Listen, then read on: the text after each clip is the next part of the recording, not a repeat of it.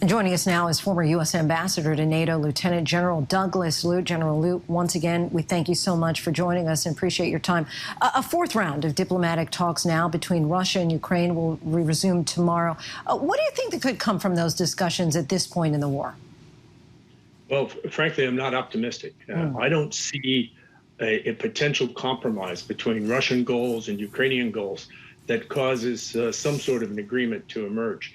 The best case would simply be some improvement in the humanitarian situation. We got the early report from your correspondence just now, Lindsay, that at least out of Mariupol, there's at least a vignette. There's at least a small example of a humanitarian corridor that seems to have allowed some of these civilians to escape the violence. But that's about as much as we should expect in the short term. And we just heard Mary there talk about President Zelensky's virtual address to Congress, which is also set to take place tomorrow. He's expected to plead with the U.S. to do more to help stop Russia's invasion. If a no-fly zone is off the table at this point, what else might the U.S. be able to offer? Well, the first priority should be to sustain what we're doing now.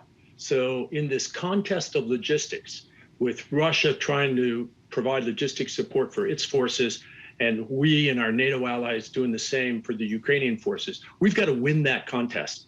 And that means marshaling, assembling, and distributing anti-tank systems, anti-air systems, medical supplies, secure communications that keeps President Zelensky on the air, by the way, food and rations and so forth, coupled with humanitarian assistance. So there's plenty of work to do. And Mary also mentioned the president's trip to Brussels in a show of unity with NATO leaders. While this is mostly symbolic, might it be able to change any aspect of this war? So I don't think it's symbolic at all. I think this is important diplomatic maintenance. The most important geostrategic advantage we have right now are the 30 allies at NATO and the 27 members of the European Union. And I think it's very significant that next week when President Biden makes his trip to Brussels, he's going to visit both NATO and address the security situation, but then he's going to go across town in Brussels and address the leaders of the European Union, who of course are our most important economic partners in sanctioning Russia and making sure that while Russia places a siege on Ukrainian cities, we, the West, will place a siege on the Russian economy. And speaking of NATO at this point, Zelensky seems to be hinting that the Ukraine may need to accept the fact that it will never join NATO. Could that be an opening that Russia needs to end this war, a possible diplomatic off-ramp? Well, of course, one of the public demands that President Putin made before the invasion was that the potential for Ukrainian membership in NATO be taken off the table and Ukrainian be denied that opportunity. And the West will never accept that categorically Ukraine will never become a member. But in practical terms, even before the invasion, it was clear that the diplomacy was not right. The politics were not right to invite Ukraine anytime soon. Certainly President Putin knows that, President Zelensky knows that, and that is the clear understanding inside the 30-member NATO alliance. And it appears at this point that Russia is only increasing its indiscriminate attacks on civilians.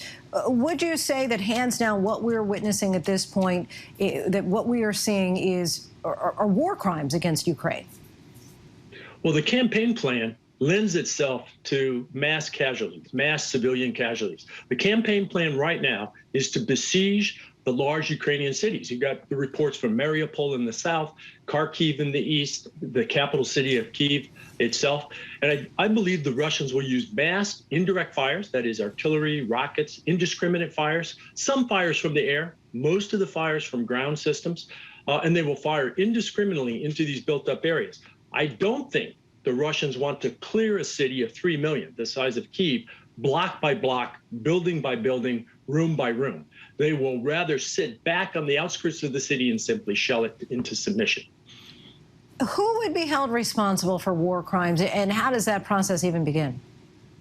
Well, the International Criminal Court, of course, is the international means by which these sorts of investigations take place and eventually prosecutions take place. We know from the experience of the Balkan Wars that national leaders, both military and civilian, were held accountable and eventually taken to The Hague placed under trial and so forth and suffered judicial consequences. So that's ultimately the process. The problem, however, Lindsay, the challenge is that this is not quick. This typically, the investigations take years. Obviously, there's no room to investigate right now. This is a war zone. And this won't result in anything like a quick consequence. But ultimately, justice can be administered by way of the International Criminal Court. Former Ambassador Doug Lute, we thank you once again for your time. Hi, everyone. George Stephanopoulos here. Thanks for checking out the ABC News YouTube channel. If you'd like to get more videos, show highlights, and watch live event coverage, click on the right over here to subscribe to our channel. And don't forget to download the ABC News app for breaking news alerts. Thanks for watching.